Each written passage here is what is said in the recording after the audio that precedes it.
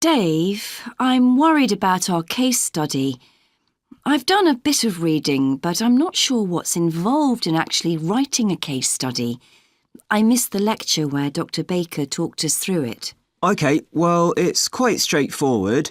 We've got our focus. That's tourism at the Horton Castle site. And you said you'd done some reading about it? Yes, I found some articles and made notes of the main points. Did you remember to keep a record of where you got the information from? Sure, I know what a pain it is when you forget that. OK, so we can compare what we've read. Then we have to decide on a particular problem or need at our site. And then think about who we're going to interview to get more information. OK, so who'd that be? The people who work there? And presumably some of the tourists too? Yes, both those groups. So we'll have to go to the site to do that, I suppose.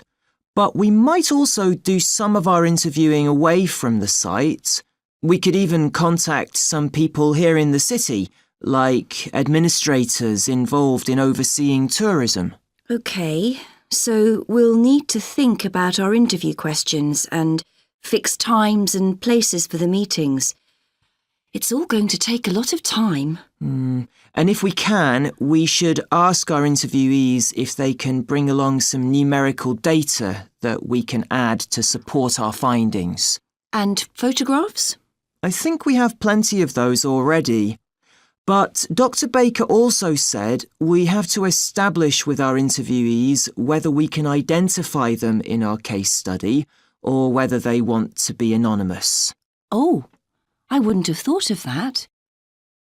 OK, once we've got all this information, I suppose we have to analyse it. Yes, put it all together and choose what's relevant to the problem we're focusing on and analyse that carefully to find out if we can identify any trends or regularities there. That's the main thing at this stage, rather than concentrating on details or lots of facts. OK, and then once we've analysed that, what next? Well, then we need to think about what we do with the data we've selected to make it as clear as possible to our readers. Things like graphs or tables or charts. Right. Then the case study itself is mostly quite standard. We begin by presenting the problem and giving some background, then go through the main sections.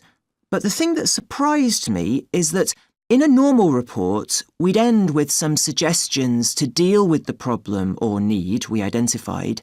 But in a case study, we end up with a question or a series of questions to our readers, and they decide what ought to be done. Oh, I hadn't realised that. to 30.